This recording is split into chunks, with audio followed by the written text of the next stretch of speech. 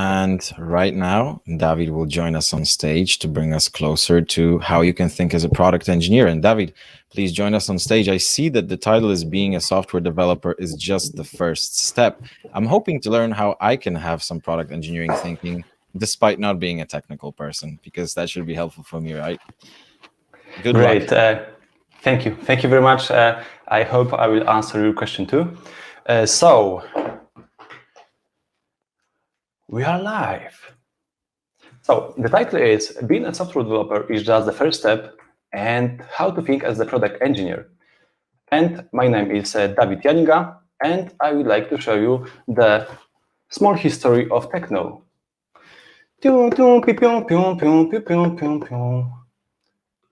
Okay, I'm not stressed anymore. Thank you for this.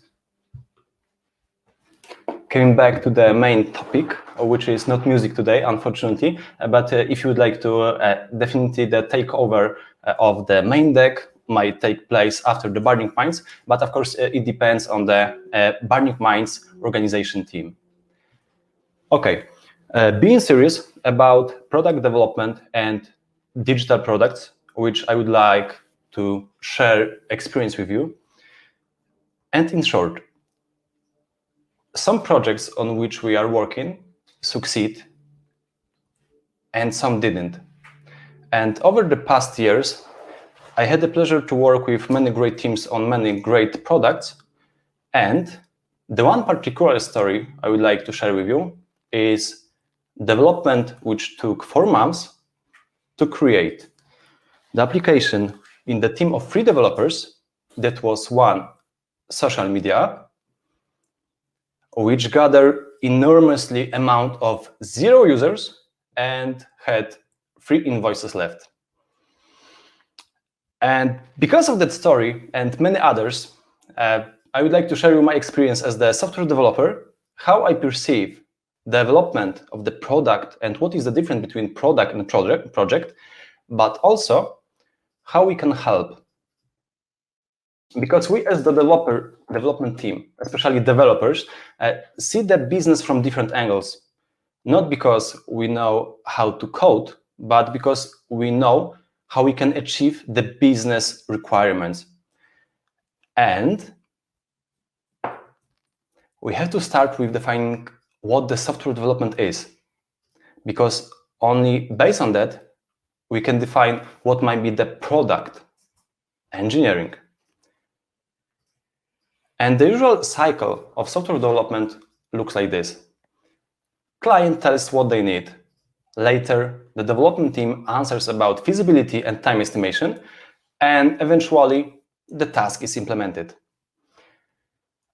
And of course, I put simple the entire cycle, but it's important to understand that software development usually looks like the requirement sent from the business and task implementation sent back to the business. But if you would like to change a little bit the cycle via implementing product engineering mindset, we can add much more. Why?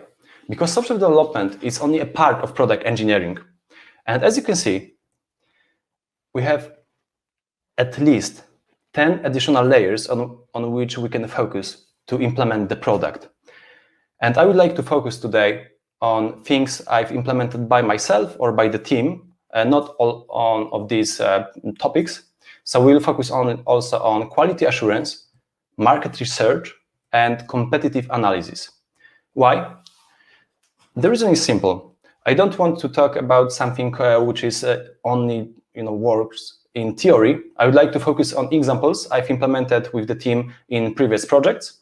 And based on that, we can see that there is no project eventually, there is the product. And it doesn't mean that you as the team work on something from the Jira board. The meaning is that you created the real product. So if you focus on the thing of creating the product, you see not only the task in Jira, but also the quality assurance, like, what might be the expected behavior for our users, and what are the metrics we'd like to measure to see that this goal is achieved. And also, what is the purpose of creating the exact product? So we will go to market research and what the competition did to achieve the goal.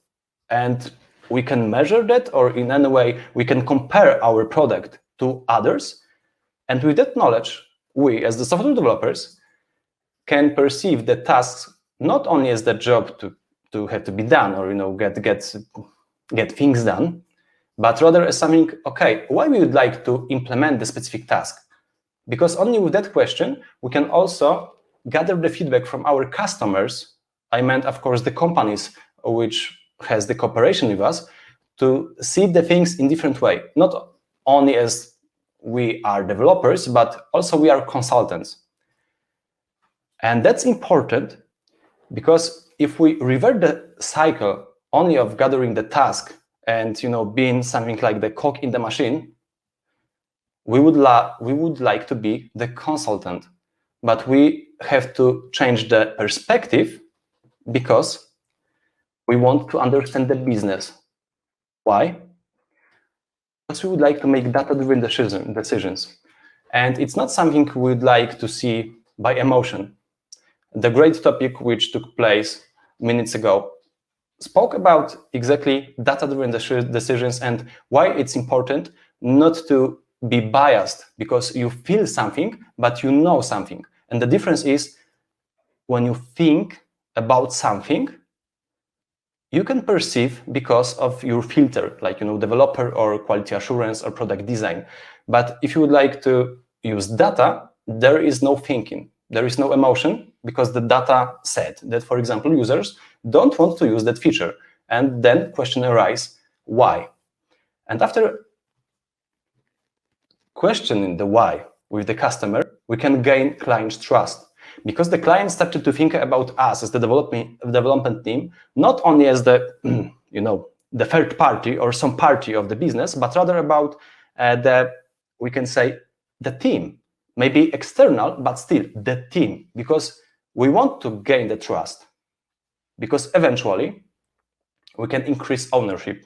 And this is the thing which we would really have to know in every project. Because if you have the ownership as the developer, you can decide about libraries, about tools, but also about the direction in which the project might be built, which eventually will be the product, of course. And having ownership means that you also create something enjoying. So it's not just the additional task to create, but it's rather something that you implement and you can see later in the app, where thousands or even millions of users can use. So that's great to not see only your job like having different branch in your terminal and create just additional task. It's rather about creating the feature, which eventually translates to client success. And that's equal our success as the company, as the team, as the person, since you have the courage to ask about why, and later you also have the knowledge and experience to say more about how it can be achieved better. Okay, but what does it mean, data-driven decisions? First we think about the most probably some numbers. And yeah, it's all about numbers, not about the emotions, but about the things you would like to measure. And data-driven decision is the situation when you know exactly how many users use a feature before you start to implementing the task, improving or removing it, or even more important, define the right things to measure. What is the goal? What is the success for us? The amount of users which returning, or amount of users per page, per feature, and what is the feature for us? Or that there should be any metric specific to our business domain, or rather something which is on average, the average time or bounce rate in Google Analytics. That's the really important part of understanding based on what we would like to make a decision. And then, if you know what to measure, you can see the issues before your customer do, like long loading time, or even the status code. And we'll go to that slide about exactly error reporting. Eventually, all of the things makes the customer accustomed to making research. Because after the development team asking about those things, about how many users use a feature, or how many users we would like to achieve to use the feature, the customer, our customer, have to think a little. Think about, okay, so what's the goal? Why should we implement that, or why we shouldn't? And that's a great situation because you are in the team and not, like the third-party team and, additional company in this, only contract or cooperation. And based on the previous projects and takeaways I've noted before this presentation, I would like to show the exact example, which was the reasoning behind those takeaways. But the main point here can be divided in two paths. The first one is know what's going on in the business. Because you, as the development team, especially as the developer, from my perspective, as I am working mostly on front end, I should know what might be the plan to implement in the Jira after 3 months or half a year. Why? Because decision made right now might be not the best one in terms of the lifespan of half a year. Why? Because, for example, if you have the website which should be multilingual and you don't know about it before creating some content or pasting some content to the application, then the change might be costly. But if you know about that in advance, you can prepare just the one language for now, but with the entire system of changing the language in the application. And the simple question asked to the client might be, would you like to expand to additional countries? And from business perspective, that's a good question, but from software development perspective, it's even better. Why? Because you know that you have to implement at least English or Polish, and later you can add additional language, but not reverting the entire copy pasted in the application. And the question arises, how? How you can know what's it gonna in the business? And the best is to look through the source. And the good idea might be, that might be counterintuitive, but as the developer, especially as the developer, you can subscribe to client's newsletter. Why? Because you will know in advance what is going on in the client's business and what is the plan, for example, to the next release, or what might be the next episode of the podcast, or some additional AMA in which client will take part. And you can also know about that from clients' social media.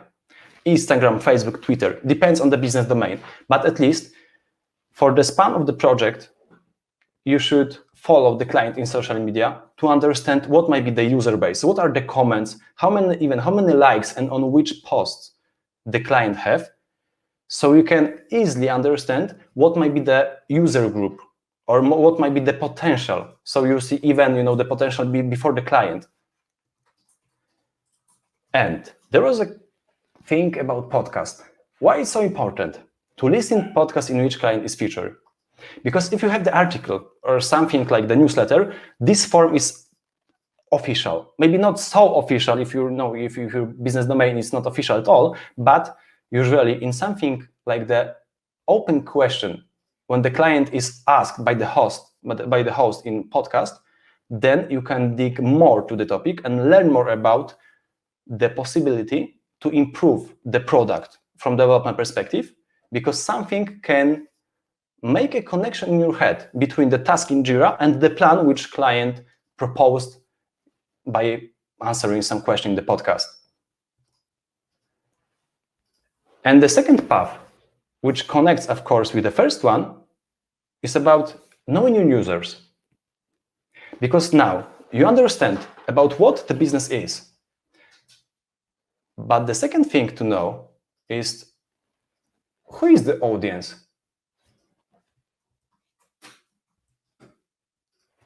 To whom I would like to speak, with whom, and on which layer. I mean, that should be direct communication between users, or maybe my user group is just mobiles, because you use only mobile devices in your mobile app, but maybe there is the expansion of this user group because of some marketing campaign. And the first thing, the natural one, is to use user analytics and error reporting, of course, just to see the errors in advance. But the question arises, okay, Do we have Google Analytics in the project? Yes, we do. Okay, so do you use it on a regular basis? If not, you should get an access from a client. If the client reject, they shouldn't. You can ask your PM about at least some reports on a weekly basis to see the most important part from the perspective of developers. Of course, you have to define ones, and later really check your analytics, because that's the great source of information about your user base, about problems, and also about mobile devices, tablets, and desktop. Why it's so important? Because installing tracking code, it's not enough. Analytics are not for the customer, not only because you as the developer can use the ratio between tablets and desktop to understand that there is no sense to implementing, for example, the really nasty bug from the backlog to resolve on the tablets where the user base or usage is 1.110%, comparing to, for example, 80% of users on desktop. And you handling not only about the amount of tasks made in the sprint, but also about the money, client's money exactly. And if you see that, for example, it's not enough at all, it's better to say to the client, okay, I understand that's a good approach to have quality assurance, top-notch quality assurance, but at the same time, we have only 10 users of tablets. So maybe that's something which you can, at least postpone for a few weeks to, have the space for something like the new feature or improving the feature which is used by the clients. The really important part is to check what your users use. I mean, what might be the most popular screen size? What might be the average load time of the page, of the application, or of the feature? You can measure all of the things by sending custom events from your Google Analytics code, but also by New Relic, for example, or other application performance monitors. Why it's important? Because if you see that most of your users use Android devices, then the most probably you have to optimize your code a little bit, because on average, iOS devices are faster to evaluating JavaScript, to running JavaScript on devices, of course, on mobile web pages. And the perfect example is that we as the development team in the previous project use 4K Retina displays. But based on that, and because of that exact point I've mentioned to you, I've checked that most of our users, around 60%, use small laptops. And the designs were prepared to those small laptops, but at the same time, after the client sent the copy to the application, all of the components took much more space on the screen. And the problem was that, especially on Windows devices, because of the navbars height and the browser height, the content was overflowed on the main screen, which means that we as the development team see everything's like, that's okay. That's okay that we see the components. Everything is implemented according to designs, but most of our users see the scroll, which means that, of course, we send this page to production, but because of that, the exact point about what is the most popular screen and the technique I would like to show you, you can add the exact screen sizes of your users to your Chrome DevTools. Of course, this is only applied to frontend or some part of quality assurance testing, but it's important to understand that you can find that easily only by installing Google Analytics code in the tab Browser and Operating System and clicking Screen Resolution. So as you can see, we have screen resolution of 2, which are added to my DevTools. So we can easily see the applications the exact same way as users did. The next point is speaking with your client in the same way as the user. You are not only the developer, you are also a user of the application, and the most probably, the most advanced, and the user which use the application oftentimes on a daily basis. So if you see that as the user, something is hard to find in the app, like in the menu, that definitely you should speak with your client, as the regular retrospective or feedback session, that our app is not easily visible in many, and our suggestion is to think about how we can promote the app, since we have, for example, 8 weeks to develop something to production, but why, if you as the customer would like to hide this feature, what's the point about that? And the exact example was implemented by our client, at least as the action points for the next promotion campaigns. And that's great that you can speak also with the client as the user, not only as the developer or product designer and so on. The good point is to create trial accounts to analyze competition. And the exact example, it will be short. A few years ago, I worked on marketing automation tool. I've created accounts in every competitor on the market, only for 7 or 30 days, just to sure that I understand how the competition works. And later, that was really beneficial to also give feedback to our product owners inside the application because of the competition, which I knew that they use specific library or they don't have the specific feature, especially from the front-end perspective, because I could check the source code. And that was great, to have something like not only, okay, yeah, we can do that, but what's the point to use the same, to the same library? We can do it better. The one example I would like to show you is the last project I've worked on. It's called KOI, and the KOI was announced as the project of the month in September because of the technique we use to satisfy the client and also by the mindset used. I will show you the exact application since it's on the production and the client was so satisfied that they said that we should send this web page to our families, friends, and so on. And the idea behind the KOI is that KOI is the blockchain-based company to create NFTs. This thing I don't understand very well, but I understand that the business and user base of the client is tech savvy to the point that we can implement something which uses 3D. And this application is onboarding tool. You can choose the answer, like who you are. We can assume that I am a publisher and I see the problems in the nowadays world. And the KOI would like to answer those problems, to address these issues. And in the background, you can see that the exact block is animated by 3D. And even if you go further to explore KOI, there was no keyword 3D in the handover or even without with asking client about the requirements. But the question was asked after listening to one episode of the podcast. And if you would like to explore the KOI, I encourage you to do, because the experience is also with the sound. Of course, the sound isn't shared right now, but you can see the same exact application, the same exact experience on your computer. And the idea here was to show the structure of the blocks from the question to the answers.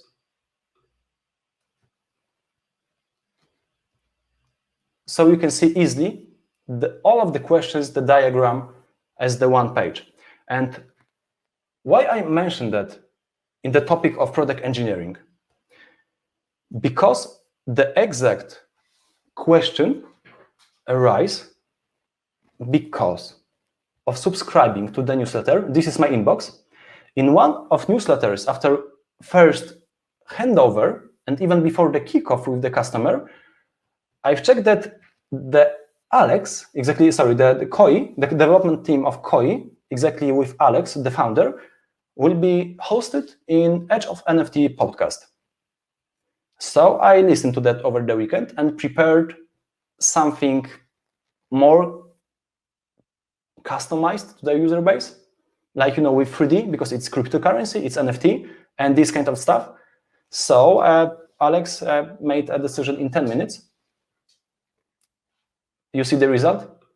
And this is the exact mindset I would like to share with you, as not only having the onboarding tool in this specific project to create, but also understanding that if you subscribe to newsletter, you can listen to podcast, and later you can ask your customer about what is the plan for your user base, and they definitely agree that, yeah, our user base is tech savvy, and this 3D thing with audio might be the great thing to achieve our business goal, which is to have really long time spent on the website.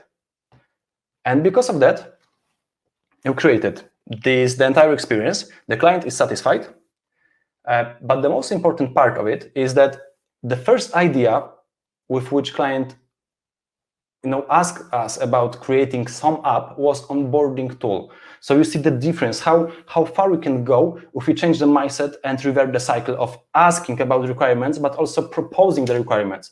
And as you can guess, that was really enjoying to work on something like that, especially that is the first 3D experience made from scratch in Netguru, especially on frontend.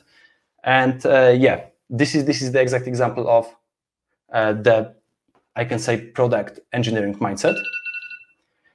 And my timer just ran. So if you have any questions, I'm more than happy to answer or even to share more examples. Dawid, this is the first time, and I am just taken aback when I don't have to be the time police and someone has set their own alarm clock in order to finish on time. So thank you, and everybody else. No worries, mate. Please follow this wonderful example. And I have to tell you, a lot of those things that you mentioned are things that actually we do in sales, either existing business or new business, because sometimes the client doesn't want to talk about it. Sometimes you're not with the right stakeholder. And just like you said, so it's called OSINT in Polish. I think it's white intelligence, if open source intelligence, it's white intelligence in Polish, where you can find a whole lot of stuff that's publicly available that will make your life also easier, regardless if you're a product engineer, project manager, relationship manager, everything. So just definitely be curious. We have 2 questions from the audience. The first question goes, and we have 6.5 minutes, so feel free to go 3 and 3. Sure. Shouldn't the product engineer mindset be a part of skills required from the senior software developer by default? Shouldn't they bring it to the table anyway? Great question. In short, I think yes. Maybe not, as the requirement from the day one. I meant, from the next year or something. But I think that we, as the developers, have to differentiate on the market in some point, like by understanding the specific business domain, because we have so many developers, and this number is increasing. That maybe that might be the forecast of the especially IT industry market. But I think that with so many developers on the market, we have to start think about ourselves not only as good technical guys with knowledge about newest technologies and libraries, but also, okay, so what might be the differentiation between me and the demand on the market, so the customer can choose me in the project, or would like to work with us as the company. I meant only not in the project level, but also on the market as Netguru, to understand that, okay, maybe that's better to hire them, or exactly to cooperate with them, because they can do code, products, and also have feedback to our thoughts, to our requirements. And in some way, I think that might be the requirement. At least this is a requirement for me, my personal one, to listen to business podcasts, to later also ask the client about competition. Exactly. I mean, it's basically caring, and it costs you $0, and you don't have to learn anything new to just do it. The next question is, isn't it worrying when you learn about clients' plans only from the newsletter? Shouldn't you be the first to know as the developer?